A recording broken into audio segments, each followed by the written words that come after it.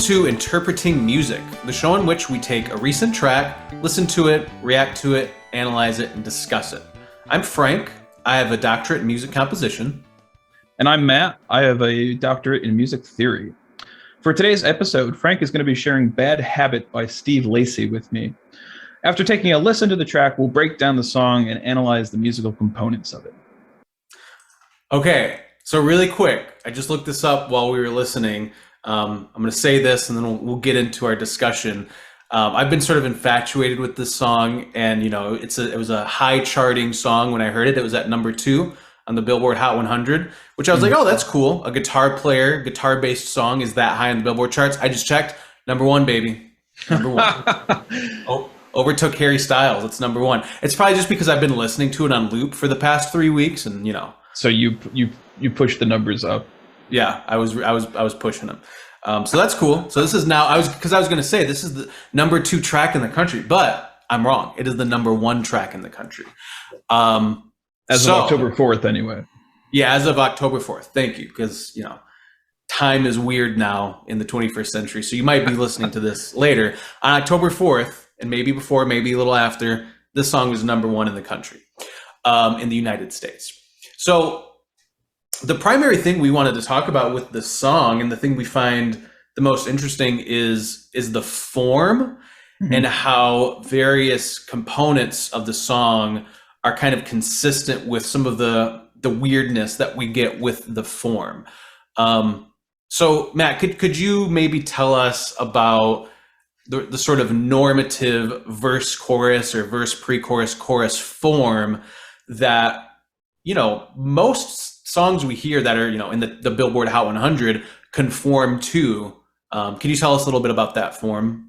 Sure, and I mean, in some respect, obviously there's outliers and things that do slightly different stuff. There's always divergences, of course, but for the most part, I would say for the last 30 years at least, I'll say at least, our typical radio song would be in a verse chorus form. That is, where the verse would be something of a lower energy section that has changing lyrics, but more or less the same melody comes back as verses come back in, whereas the chorus is usually where the hook is, kind of the most memorable part of the song. It, again, is usually the highest point of energy. The texture is usually the thickest. All the instruments are in. We get a lot of vocal harmonies or horns or guitars or synths or layers happening simultaneously.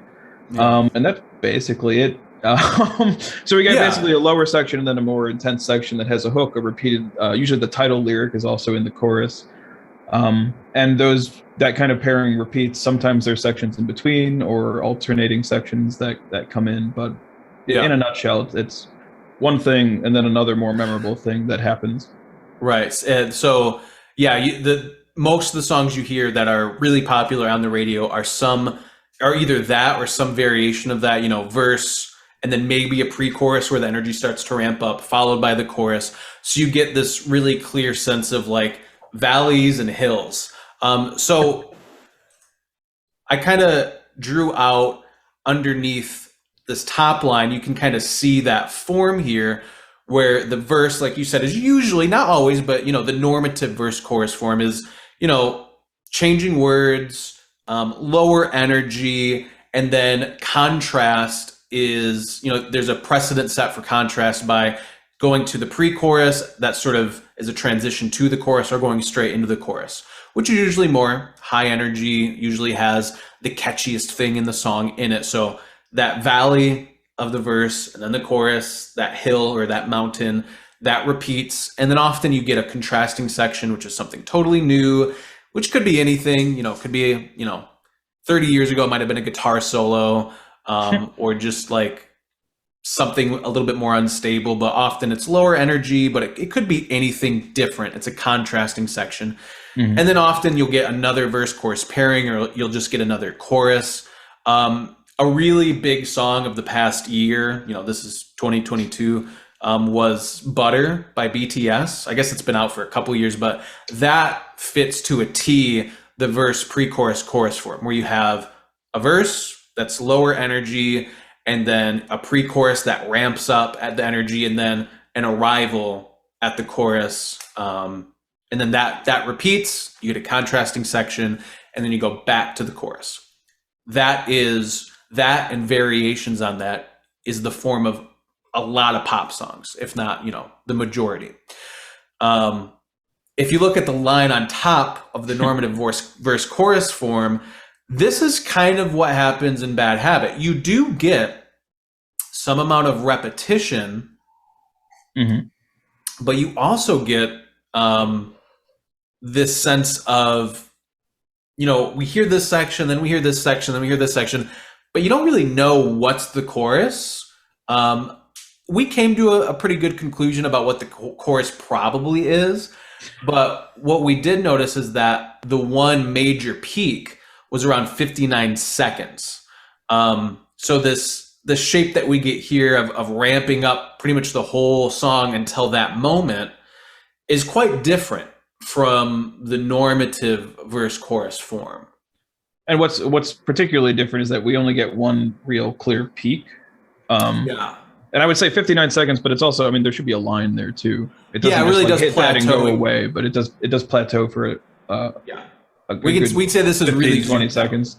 Yeah. It does. It sits there for probably I think 16 measures.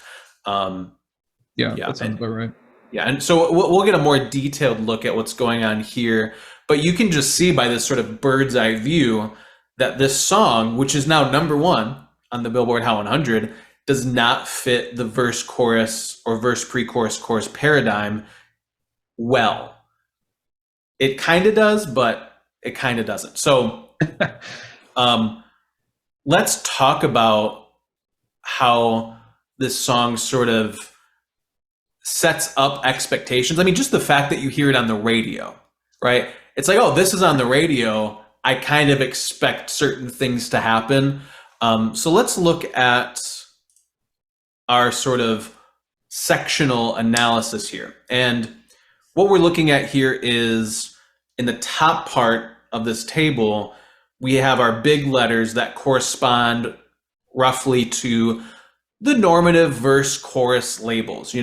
In a verse chorus song, sometimes you have an intro, but then usually it's verse, chorus, bridge, chorus, maybe an outro. So what we did was we took an analytical framework that exists already, and we tried to kind of wedge it into this song and then see where things started to break due to that wedging. So Matt, is there anything you wanted to explain about at least the first part of the song as it pertains to our sectional labels here? So our sectional labels, I guess, just first and foremost, we are kind of forcing them into the this particular depiction. I think we're definitely on board with our sectional divides, which would be kind of the lowercase letters in the second row of our chart here. That I think we're pretty solid with. The problem comes is when we actually want to put a label to this, because it's really the question we had, and we had long discussion about this in terms of where is the chorus? Yeah. Because what was the most memorable thing for us? And we took kind of coming to the song, going away from it, coming back to it, and I think we landed separately on the "I wish I knew" sections as the most memorable thing. Yeah. Although that being said, we've been singing different parts of it back to each other. That's true. That's true. Different parts for a get few stuck weeks in my head. We were first trying to identify what the verse was and what the chorus was, and that didn't work. So what did we end up doing? We ended up saying, okay, let's listen to it, and we'll just figure out where we hear different sections or where we hear something different. Yeah. Which is where we kind of came up with, I guess, the second row in this chart, right? Yeah. Or a little A, a little B.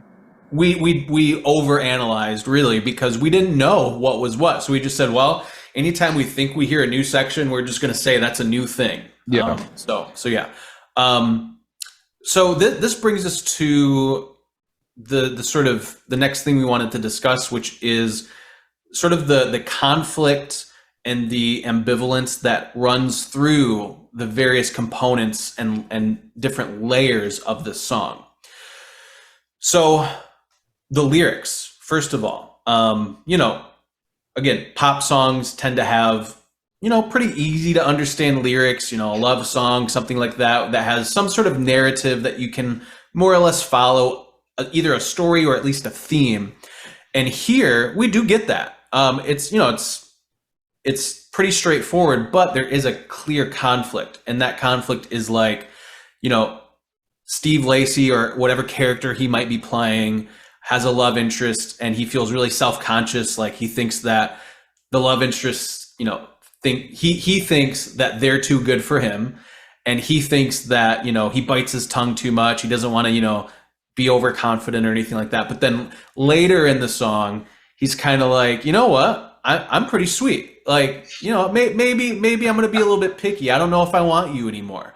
So there's that conflict in the lyrics, and then we see the conflict in the form, and it really permeates the form, both in just the fact that we don't know if it's that normative verse chorus thing when we first hear it, but also in the fact that there's essentially two songs in this 4-minute span. Right. There's a first part and a second part. And you know what's yeah. If I can interrupt for a moment, what's cool about this now that I'm hearing you explain it in a little bit more depth, is that sort of the first part of the song, as you talked about, the lyrics are very tentative. Yeah. And so I think that's very similar to our listening experience with this. It's like, oh, is that a chorus? Is that a verse? Oh, that's a great point. Is that the thing that's going to come back and be like? That's when he's being really vulnerable and self-conscious. Yeah. So there's a nice sort of structural parallel to that sort of tentativeness or the lack of confidence. Right. We're not, as listeners, even confident where we are in the song. Right. Wow. And then in the second part of the song, we'll get into some more layers, but the second part of the song, I have the lyrics right here. He says, "You can't surprise a Gemini," probably referring to himself. The name of the album is Gemini Writes. You can't surprise a Gemini. I'm everywhere. He says, "Now that you're back, I can't decide if you're invited." But then it's a lot more confident at the end, right? I'll be in your heart till the end. You'll miss me. He says, "I'll be in your heart till the end." Yeah. And the groove locks in there, basically kind of, and the beat that comes in. The beat that comes in the second part is static. It's not like, and as you pointed out really, really nicely, it's strophic, right? So it's very stable. We have a repeating melody under a repeating accompaniment with changing words. So it feels actually really stable. Whereas the first part, which you can see just by looking at our table, the first part is like new thing, new thing, new thing, new thing, new thing, new thing. And that really reflects the lyrical content, the vulnerable feelings, the self-conscious feelings. And then he's just kind of like, you know what? I'm awesome. We'll see. We'll see if I want you. Yeah, how about that, right? So I think that's cool. And that, furthermore, we have another layer is reflected in the vocal performance. Can you talk to us a little bit about some of the sort of stylistic characters that he, draws on as a singer? Yeah. So one thing, actually, when we were just listening to it this time around, I noticed is that it sounds like throughout, there's either a chorus effect or the vocal track is doubled almost throughout. The exception being is in the a cappella section, in between part 1 and part 2, and then at the very end, when you get kind of that last line, he sings more or less. It sounds like it's just him. So, firstly, there's kind of that, whether it's done with a plugin or a post-recording effect, or he's actually doubling. It's hard to tell. I'm thinking it's more of an effect than an actual vocal like overdub take. But so adding to that Gemini nature, kind of the duality of it, at least, was one thing I noticed. But the vocal performance throughout kind of just changes. In case you don't know, Gemini is which I didn't know. You told me actually, Gemini is like the twin zodiac sign. So that two parts, the conflict there, So all of it plays in nicely to our interpretation of it. But what's cool about this is that it seems to be, not only do we have like kind of these changing sections in terms of what the melody is and everything, but his vocal performance does seem to change throughout. And so, when we talked about this too, we actually came up with, styles and singers that he actually sounds like. So in the beginning, he's kind of sounding like contemporary R&B, maybe Anderson .Paak, like neo soul kind of thing. But then, in this "Thought You Were Too Good for Me" part, he sounds like, almost, Juice World or Kid Cudi, who, those are artists who, are can be associated with like emo rap that draw on indie rock and pop rock, like Blink 182. I mean, he's thought you were too good for me, my dear, like that kind of performance. Can we listen to that really quick? Yeah.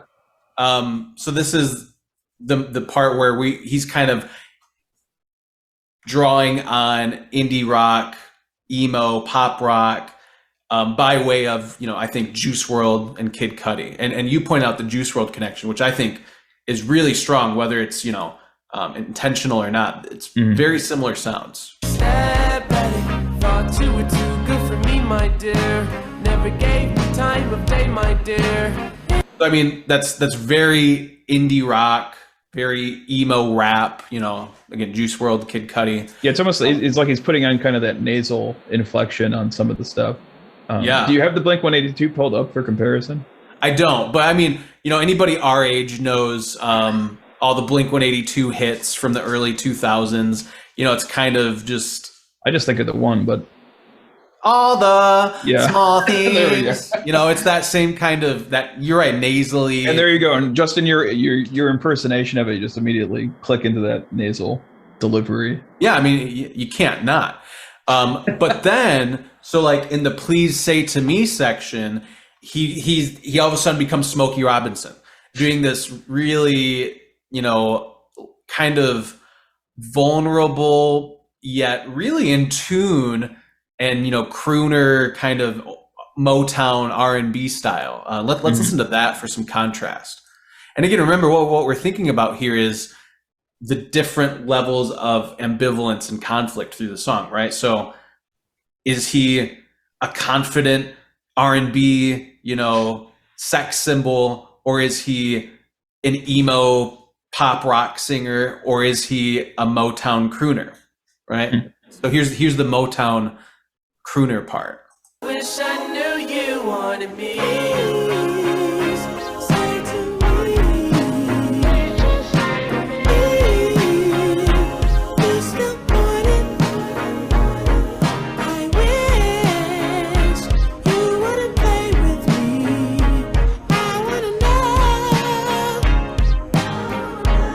So he's really playing different characters. And as you pointed out, when we get to the second part of the song, he's really kind of in one place as a performer. He doesn't really change his voice too much. He's kind of, it's almost like that's when he's Steve Lacy. No, I'm trying to think of if there's a way we can describe the Lacy bit, then what we're calling, this is the Lacy ID. Well, let's listen to a little bit of that second section. Maybe from 305 where he gets kind of into it. Yeah, because again, he really doesn't change too much in terms of the delivery and the style.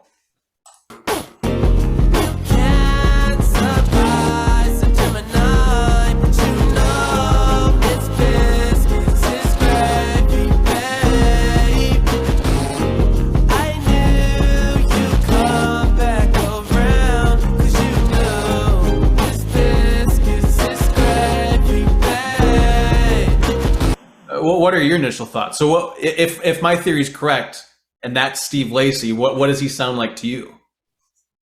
Oh, that's a tough question. My initial reaction when he started playing it was Prince. Prince, wow. Actually, because he's kind of combining that soulful nature with it's that nasally thing too that was there. Well, and that's I think maybe that's part of what makes me think that, okay, this is Steve Lacy, because he's singing really forward. It's not, I wouldn't say it's like Blink 182 nasally. Well, it's all him too. But it doesn't sound like he's imitating someone here. Yeah. And the fact that it's very forward, I wouldn't say it's nasally, but it's very forward. So we're actually hearing what he might sound like as he talks, right? Because he's not out of his like range too much. He's not too low. He's not too high. And then the other thing is Prince. I love that. You're right. He does sound a lot like Prince right here. And Prince is interesting, right? Because Prince straddles the world between R&B and rock and roll, right? Both in his music and in his singing. What I thought of was it almost sounds like he's blending all of those things. Because like when he says it's, like instead of really having a pronounced T, like in the Blink 182 section, he had really hard R's and really pronounced T's. Yeah. You know, Yeah. now it's more casual, like is. Like instead of saying it's, he says is. And that might be more how he talks. Like, how's this? I don't know. I can't think of a good example, but no, that's a good point. Like, so the enunciation in that pre-chorus section is a lot more plosive heavy. Like you get all of those consonants pretty heavy, but in this it is a lot more casual, which then goes along with our narrative of this is the confidence section, right? So he's a lot more in his own element. Yeah. And furthermore, it sounds more modern because we kind of got rid of the kind of old school, like drum sample sounds. The guitar, the electric guitar isn't there anymore. And it's funny because electric guitar almost sounds older than having kind of that nylon string guitar. But we have a beat, right? Rather than just like a couple samples with the right. Yeah. It sounds more like contemporary R&B or hip hop or something. Yeah, it's definitely much more of like a hip hop groove. Yeah. In the second part. Yeah. All right. Well, thanks for listening, and we'll see you guys next time.